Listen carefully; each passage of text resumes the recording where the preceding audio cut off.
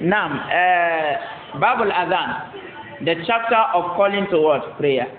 Al-Adhan, like I said, is known to each and every one of us here. What it means is to notify people about the time of what? Of prayer. We have Adhan, we have what? Iqama. Iqama is to notify people that the prayer is what? Established. Fahimna? An Anas ibn Malik, from Anas ibn Malik, radiyallahu anhu, may Allah be pleased with him, he said, Umira Bilal. Bilal was instructed. Instructed by who? By the Prophet sallallahu alaihi wasallam. Because the one who instructs the Sharia is the Prophet Muhammad sallallahu alaihi wasallam. So as it is known that he is the one that instructs the Sharia, even if he did not mention his name, there is no problem. And the scholars used to say expressions like this: Umira, Umirna, Nuhiya, Nuhina, Mina Sunnah, Fakadimada, Afa Abal Qasim. All of them, they are called Al-Marfu Al-Hukmi. Al-Marfu Al-Hukmi. Because Marfu, what is linked to the Prophet ﷺ is of two types. We have Al-Marfu Al-Sarih, what is directly linked to the Prophet ﷺ. When you hear the expression, Adib in this expression, it is said that Amara Rasulullah ﷺ Bilalan, that the Prophet ﷺ instructed what? Bilal. You can see here, the name of the Prophet is what? Is mentioned. This is what? Al-Marfu Al-Sarih. Do we understand? But if the name of the Prophet is not mentioned, it's called Al-Marfu Al-Hukmi. For a companion to say, Umira Bilal, Bilal was instructed, and we know that no one can give instruction regarding the Sharia except who? The Prophet ﷺ. This particular instruction has the rule of what? The statement of the Prophet sallallahu alaihi wasallam. That's what they call Al-Marfu Al-Madha Al-Hukmi. So Umira Bilalun, Bilal was instructed, Ayashfa al-Adhan, to make Adhan what? Odd. To make Adhan odd.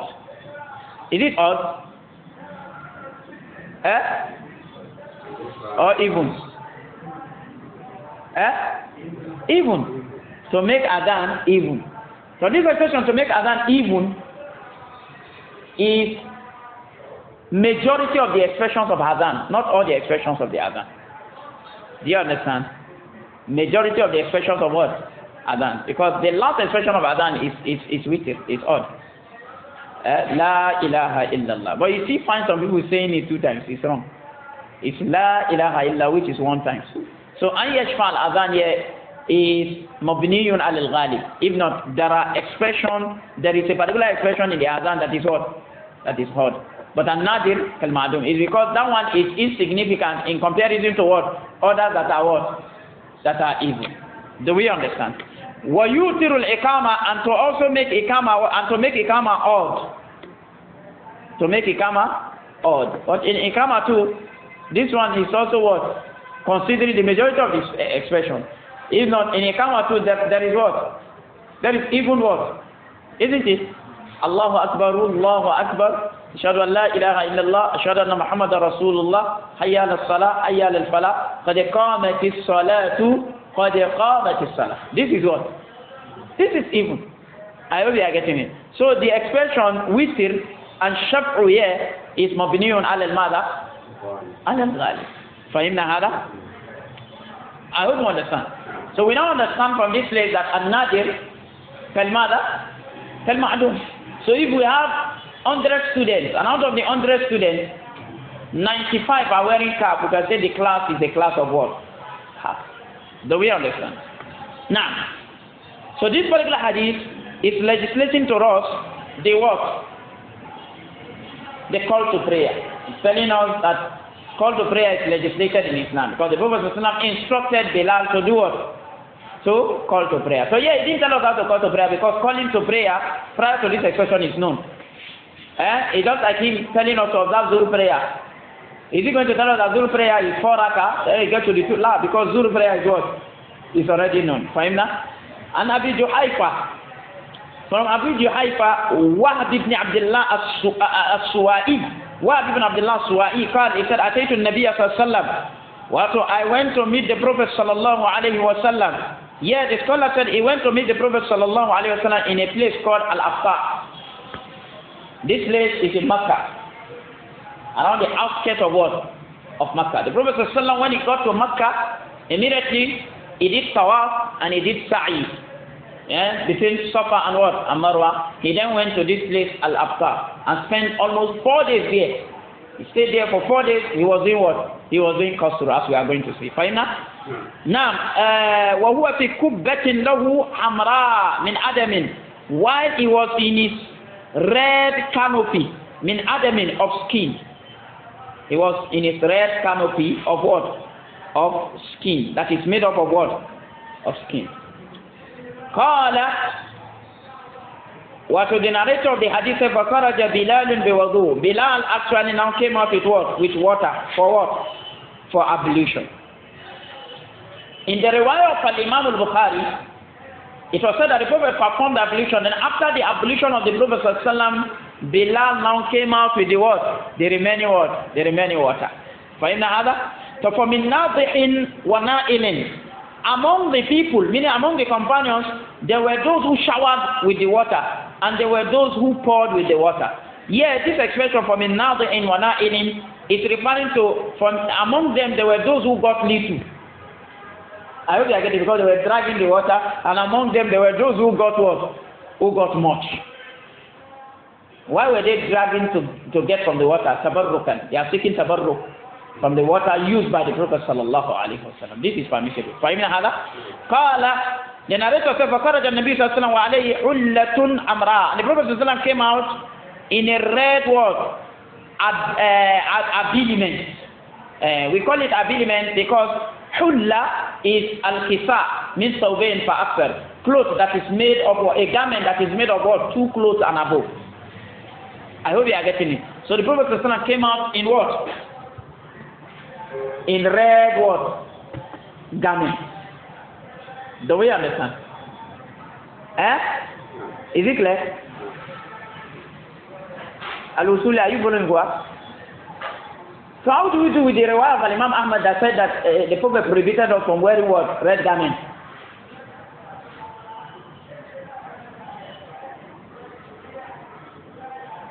Are we together? The scholars then discuss. They say this garment here is not completely red. There are some colors that are actually missing. I hope you are getting it, but predominantly it is what? It is red. So if we follow this explanation, we will now say the one that is around is a cloth that is completely what? Red. So if it has mixture of what? Some colors, is permissible. I hope you are getting it. Some scholars said the hadith that came prohibiting red clothes is what? Is makruh. Is the prohibition of what? Makruh. If you say it's prohibition of makruh, are you now saying that the Prophet will do something that is makruh? I hope you are getting it. Why some people say that this is not authentic? But al-Muhim day, the Prophet wore what? Red garment. Fine now?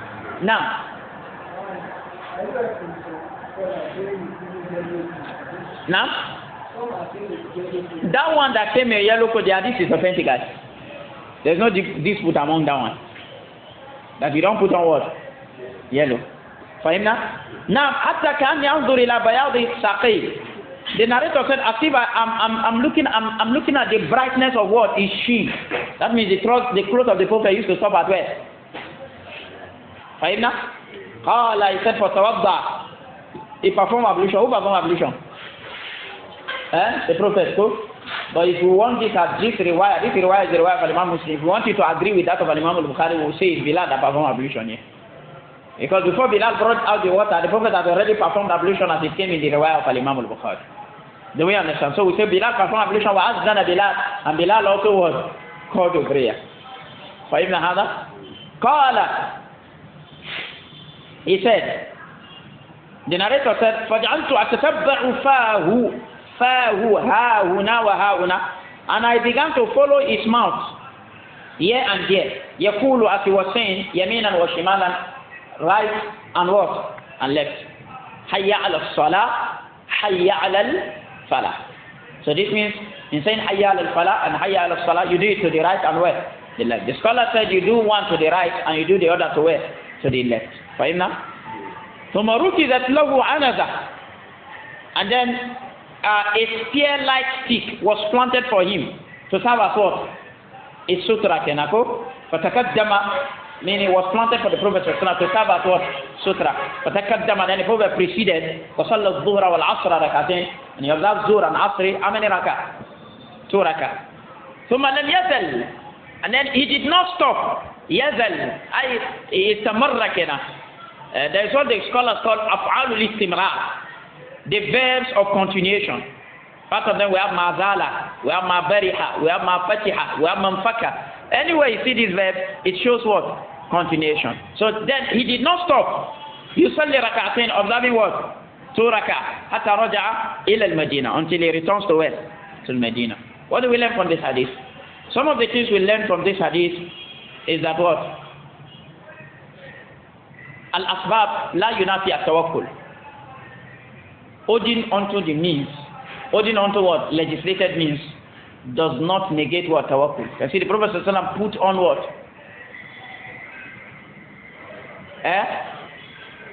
It was under what? Red canopy, preventing him from where? From sun. I hope you are getting the concept. So if you use something to prevent you from harm, it is not said that you don't have what? Tawakkul. I hope you are getting it. You are holding on to legal means to prevent yourself from being what? Harmed. There's no negation to tawakkul.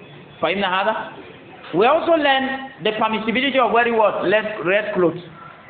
Even though we gave tafsir from the hadith, that some of the scholars say it's not completely what? Right. We are also taught here that what? The clothes of the Prophet ﷺ is where? Nisfu sa'. So as a Muslim, you should what? Compete to put on what? Nisfu sa'. I hope you understand. We also learn the obligation of calling to prayer, even on where? On journey. The Prophet was on journey. When Bilal performed ablution, wa'adhana Bilalun, and Bilal called to what? Prayer. Because at the time the Prophet was performing Hajj, he has already migrated to where? To Medina. Medina is now his new home. So he came to perform Hajj as a person on journey, and he still instructed that what? Adhan should be what? Should be called. Now,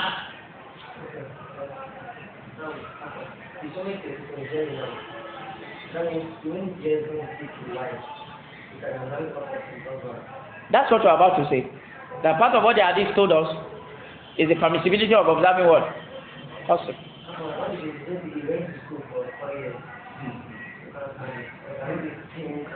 Is he on journey? That's another student. Because Anas reported in Sahih Bukhari that the Prophet ﷺ stayed in Makkah for 10 days and he was observing what? Awesome. 2 rakah. So this hadith shows that a person on journey can observe what? 2 rakah. From this hadith again, we also learn that a person that is resident, a journey resident person can combine prayer. A journey resident person can combine what? Prayer. Just as a person that is about to kickstart his journey can combine what? Can combine prayer. Do you understand it? Why? Because the Prophet sallallahu alaihi wasallam, as they say, وَصَلَّ الظُّهْرَ وَالْعَصْرَ رَكَعَتَيْنِ. Prophet sallallahu alaihi step forward and he observed Zuhr and Asr prayer 2 rakah. In where? In Abta. While he was preparing to travel to where? To Mina. You know, he stayed there for 4 days before he traveled to where? To Mina. I hope you are getting the concept now. So this shows that, you know, he was observing this, he was combining prayer before he started what? The journey. He was already staying there. Throughout that 4 days he was combining what? Zuhr and what? And Asr. So a resident journey person can combine what? Can combine prayer. But it's not sunnah, it's jaiz. Because the Prophet ﷺ, when he got to Mina, he stayed on the 8th day and the day of what? Of Eid, he didn't combine his prayer. I hope you are getting it. Even though he was a journey person, but a resident. So for him to have combined his prayer in Abata indicates the permissibility of a resident journey person to combine what? His prayer. I hope you are getting the concept now. So we now say combination of prayer has 2 rules. Jawaz and istihbab. What's jawaz? If you are a resident journey person, you can be combining your prayer. Even though we say the best is that you should not combine it. If you are now about to leave, you are on the what? At the verge of what? Traveling, we say it is permissible for you to, it's sunnah for you to combine your what? Prayer. So, but leaving it again, not combining your prayer is permissible. The other one, not combining your prayer is best. While in this one, combining your prayer is best. The other one, to combining your prayer is permissible. While this one, not combining your prayer is what? You understand the meaning of between the other one and this one? The other one is the resident journey person. While this one is referring to what? The person that is about to what? About to travel. I hope you understand. From this hadith, we also learned that anybody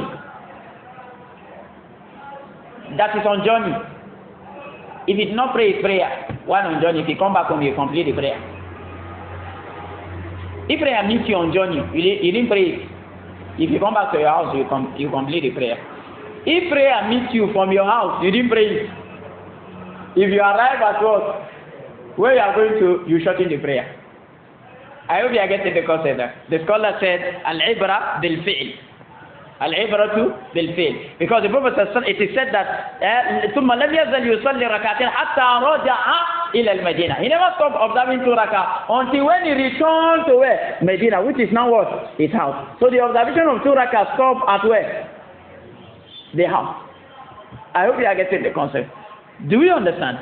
The scholars infer from here that if, for instance, you left Lokoja here 1 o'clock, you didn't pray. You now arrive at Abuja. So you are going to pray what? Qasr. You left Abuja 1 o'clock, you did not pray that you are supposed to do Qasr. You delay prayer until you get to Lokoja here, you are going to do what? Because the termination of Qasr is when you get to what? I hope you are getting the concept now. Hatta raja ila al-Medina. These are some of the fawaid that Al-Allama Sheikh Muhammad ibn Saleh and other great scholars extracted from this word, this hadith. Fahimna? No.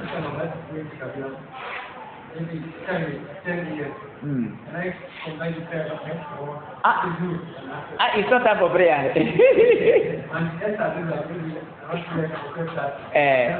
Now, good.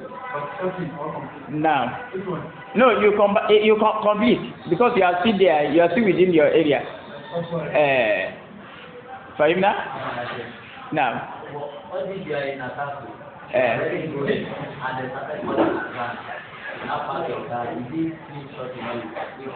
No, you complete your prayer. You are still within your status.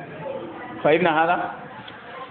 Now, وعن عبد الله بن عمر رضي الله عنهما from Abdullah ibn Umar may Allah be pleased with him أن رسول الله صلى الله عليه وسلم from the Prophet صلى الله عليه وسلم أنه قال that he said إن بلالا يؤذن بليل that Bilal used to call to pray at night فكلوا واشربوا so eat and drink حتى يؤذن ابن مكتوم until when Abdullah ibn Maktoum called to prayer. This shows that the Prophet had what? 2 muazzin. One used to call to adhan before the time of what?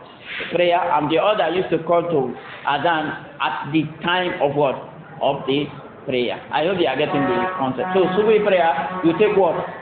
2 adhan. Even though there is discussion, as some of the scholars said, this 2 adhan is confined to what? It's confined to Ramadan. I hope you are getting me. It's not always. It's not in all cases. فهمنا؟ نعم. أنا أبي سعيد الخدري رضي الله عنه قال from Abu Sa'id al-Khudri may Allah be pleased with him who said قال رسول الله صلى الله عليه وسلم the Rasul صلى الله عليه وسلم said إذا سمعتم المؤذن فقولوا مثل ما يقول المؤذن. If you hear the caller to prayer calling to prayer, say the like of what the caller to prayer is saying. I hope you are getting it. This is what? Is this instruction wajib? La. It's for what? It's istihbab.